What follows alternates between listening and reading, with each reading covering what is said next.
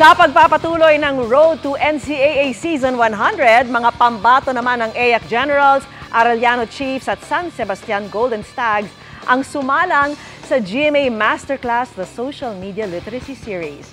At yan po ang tinutukan ni Mark Salazar.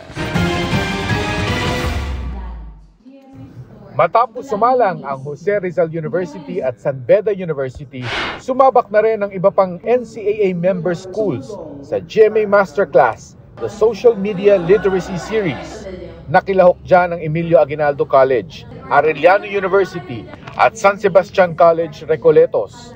Bili ni Senior Vice President and Head ng GMA Integrated News at Regional TV and Synergy na si Oliver Victor Amoroso sa mga student-athlete.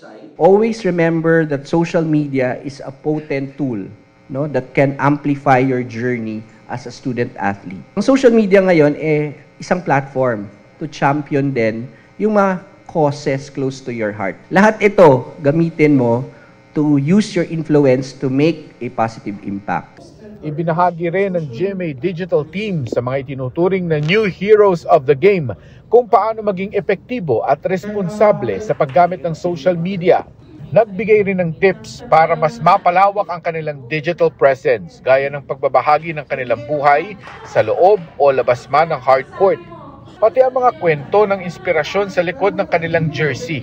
Na-realize ko na may mga benefits pala na pwedeng makuha ko sa pagpo-post sa Socomed. Makaka-inspire ako ng mga batang gustong mag-basketball. Hindi lang basketball yung ipakita ko. Sa likod din ng basketball kung ano ako at ano yung mga ibang ginagawa ko pa.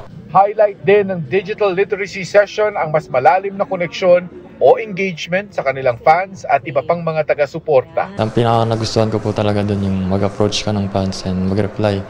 Kahit simpleng reply lang, parang malaking bagay na yun sa fans. Para sa GMA Integrated News, Mark Salazar, nakatutok 24 oras.